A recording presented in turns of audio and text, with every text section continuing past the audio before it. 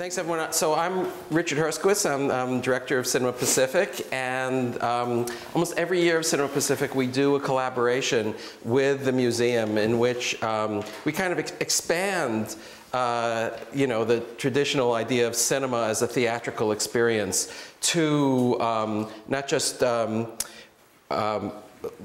film and performance, which we do a lot of, that is live presences accompanying with music or theatrical participation, interaction with the screen, but also these kind of media installations. I'm really grateful to the museum. It's been such a great collaborator from like 5 years ago when Cinema Pacific started with the Nam June Paik installation. Anyway, for this year, we have a section of Cinema Pacific that's called Art for Endangered Species. And the centerpiece of that section of the festival is this, which Cinema Pacific is going on right now through the 27th, but this installation stays up through June 29th. And just to put this in context, I just want to say that I'm going to give you the overall context of this, that these installations are then added onto by a performance that Vanessa is going to do on Saturday night here in the museum called Hope and Pray, which is 3 screens, a triple screen projection with live music. Also another performance by an artist named Deke Weaver called Wolf, which is also, like many of these pieces, about the subject of wolf management. So, and then there's a forum here on Sunday called Art for Endangered Species, in which Vanessa and Deke are going to talk with 2 environmental studies professors, one an artist from the art department, Carla Bengtson, another Ted Toadvine, who's the head of the Department of Philosophy. So that's the framework. Now about Vanessa, I'll let her. So I just want to say that Vanessa is primarily known, she's a media artist, primarily known as a filmmaker, and, but she has, for many years now, expanded out to doing this kind of interactive media installation work as well as performance. I would say that one of her major subjects is wildness, both human and animal. She has a taste for misfits. I think both people, her own misfit nature. I mean, one film you made about walking across the country barefoot, I think, maybe an empathetic animal act. But she has also a constant theme of human-animal interaction in her works. So, with that as just sort of background, maybe, Vanessa, you could just tell us about this particular piece, and then we're going to go upstairs and look at her other piece, Medusa Smack. Just the origins of this particular piece and what your intentions were with it, and also maybe how it fits into the larger work that you do. All right, thank you, Richard. This piece, the idea came for it to me because in 1998, wolf came into Oregon for the first time, like in 60 years, from Idaho, number B45, and Oregon kind of freaked out and brought it back to Idaho, which really wasn't what they were supposed to do. But then they proactively came up with a wolf management plan, which was a good thing, since they were like, okay, they're coming here. But that sparked or reignited a great interest I've had in wolves since 1978, when I read Barry Lopez's A Wolves and Men book. And at one point I wanted to be a wolf biologist, but I hate school, so that did not happen.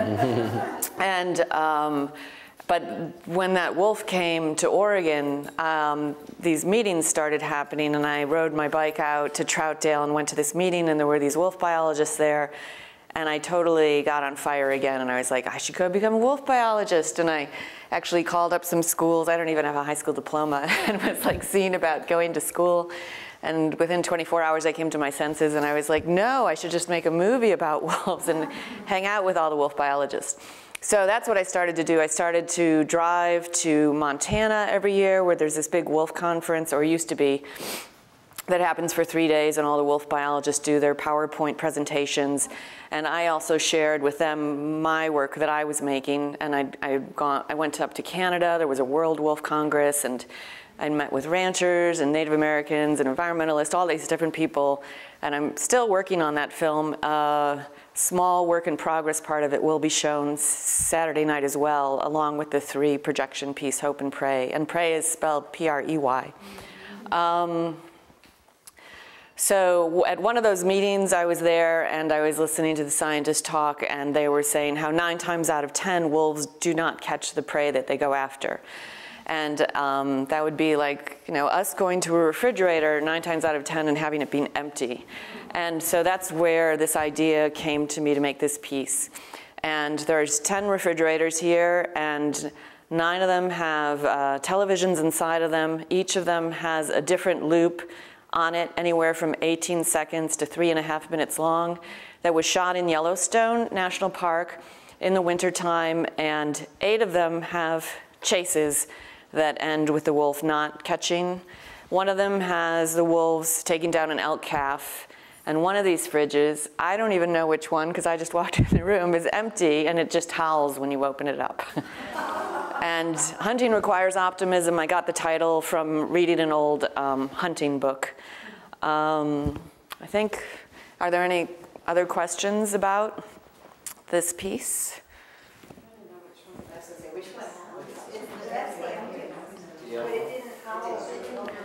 It didn't howl? Uh-oh. It starts quietly.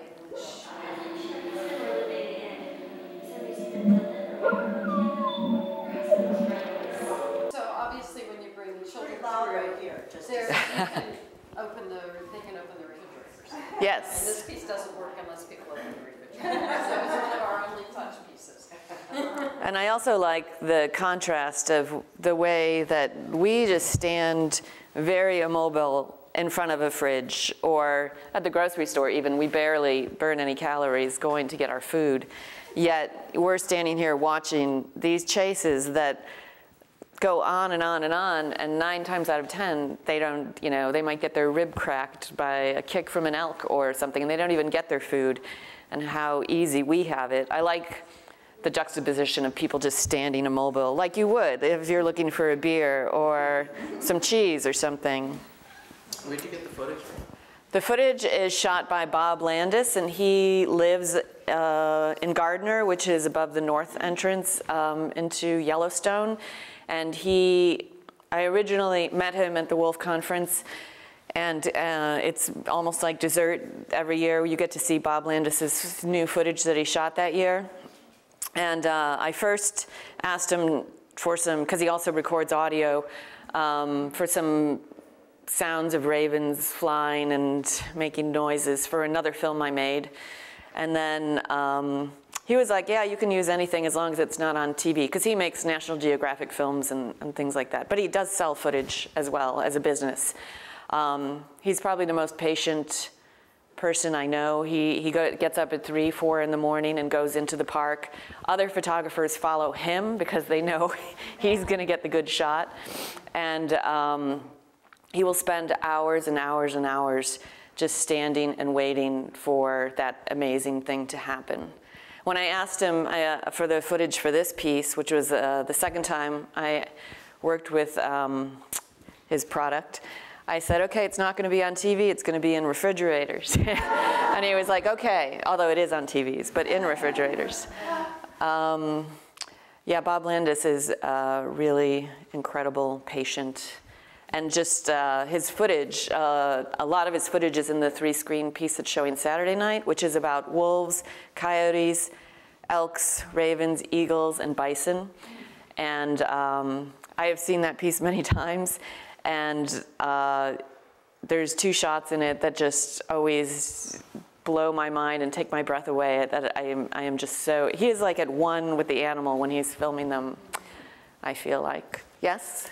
So the wolves are stalking elk, and are elk related to, I know they're not related to caribou because that'd be too far north, but are they related to like the deer family and the caribou family? Yes.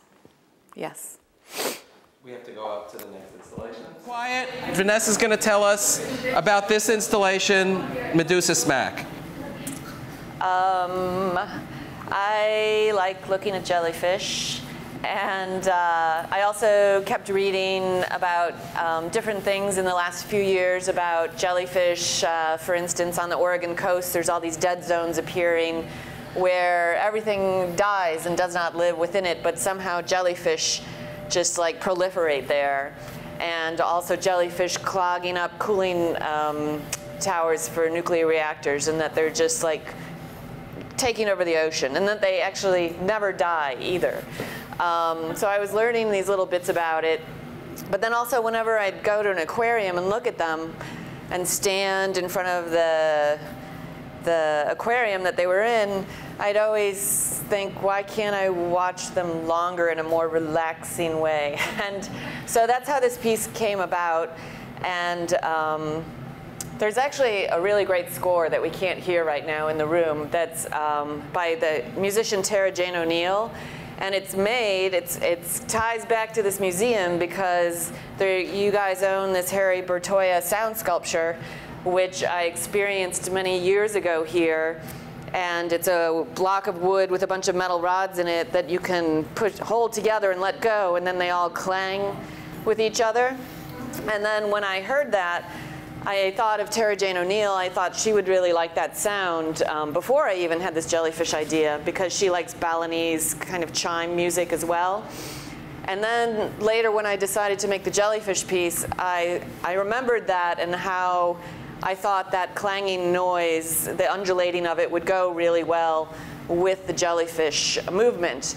So I got permission from Harry's son, Val Bertoia. He sent me recordings that Harry actually made while he himself played his own sound sculptures. And those sounds are mixed into this score that Tara made. And the piece is, I think it's 20 minutes long. There's 2 species of jellyfish in it. There's moon jellies and Pacific sea nettles. These are the Pacific sea nettles. The moon jellies are actually white, but when I went to the aquarium, this was shot at the aquarium at Newport on the coast, I went there when they were closed, and we brought colored lights, and we were changing the colors of them as we were filming. So there's only actually, I think, probably like 5 seconds of a white moon jelly in here. Otherwise, they're all different colors that we changed them while we were filming them. And Medusa is a word that over 35 different languages call the jellyfish the Medusa. And I also felt like when you lay underneath there, you turn into stone like Medusa in the Greek mythology. And then also smack is the term that's used for like a herd of cow or a flock of geese. It's a smack of jellyfish. But then also smack being a nickname for heroin, also another feeling I feel like you can feel blissed out on, not that I've ever tried heroin, on the jellyfish, on the pillows, which are supposed to look like mounds of seagrass, and get really super relaxed and heart rate slowed down. When this was up before in Portland, sometimes people came back many times or brought their friends back to experience it, and frequently people would leave the room looking different than when they did going in. I had one friend tell me that she'd purposely take her stressed out friends to this piece. I think that's it, if anybody has any questions. Again, where'd the footage come from? The Newport Aquarium at the Oregon coast. And I shot it as well as Eric Edwards shot it. And Eric shot Drugstore Cowboy and Kids and To Die For. He shoots these huge Hollywood films, but I'm very lucky that he also works with me. There's another piece showing in Portland at the Art Gym right now about the flight patterns of swifts, and he shot that with me. Mm-hmm. That piece also, there's hammocks and there's big comfy pillows, and it's all about relaxing and chilling out.